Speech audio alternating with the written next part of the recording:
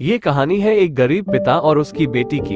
एक बार वो गरीब व्यक्ति अपनी बेटी को उसके स्कूल से लेकर शहर के एक महंगे होटल में पहुंचा।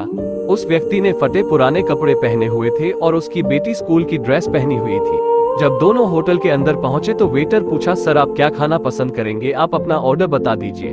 तब उस व्यक्ति ने कहा कि आप मेरे बेटी के लिए एक प्लेट पाव भाजी लेकर के आ जाइए बस। वेटर ने कहा, सर आप कुछ नहीं लेंगे, आपके लिए भी कुछ लेकर आऊं। तो गरीब व्यक्ति ने कहा, मेरे लिए कुछ नहीं, आज मेरी बेटी के लिए पार्टी है। मैंने इससे वादा किया था कि अगर तुम इस जिले में 10th क्लास में टॉप करोगी तो तुम्हें मैं सबसे महंगे होटल में पार्टी दूंगा, तो आप सिर्फ बच्चे के लिए पाव भाजी ले आइए। वेटर ने कहा, सर आप कुछ नहीं लेंगे, आपके लिए भी कुछ लेकर आऊं। तो गरीब व्यक्ति ने कहा, मेरे लिए कुछ नहीं, आज मेरी बेटी के लिए पार्टी है। मैंने इससे वादा किया था कि अगर तुम इस जिले में 10th क्लास में टॉप करोगी तो तुम्हें मैं सबसे महंगे होटल में पार्टी दूंगा, तो आप सिर्फ बच्चे के लिए पाव भाजी ले आइए।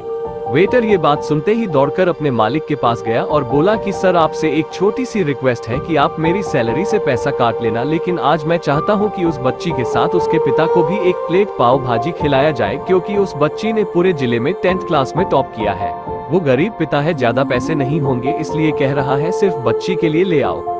होटल के मालिक ने जब ये बात सुनी तो मुस्कुराते हुए बोला, तुम उसके पिता के लिए भी पाव भाजी लेकर जाओ, उसके लिए भी लेकर जाओ, पैसे मत लेना, 4-5 पाव भाजी पैक करवा कर ले जाओ और 2-3 किलो मिठाई भी लेकर जाओ और उनसे कहना ये पार्टी होटल की तरफ से है, आप ये मिठाई ले जाइए और जश्न मनाइए।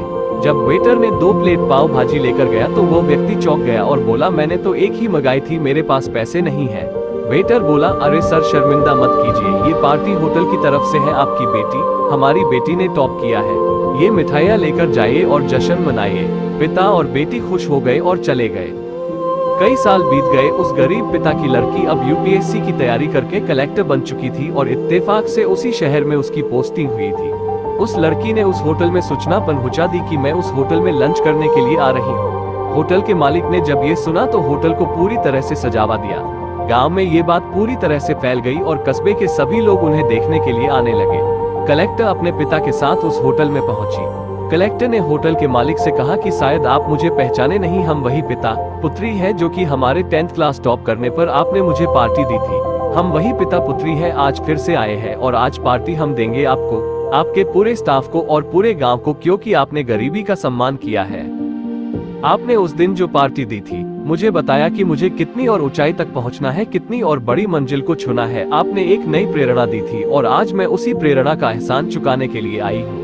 वो मैडम ये सब कहते जा रही थी और आंखों से आंसू बहती जा रही थी।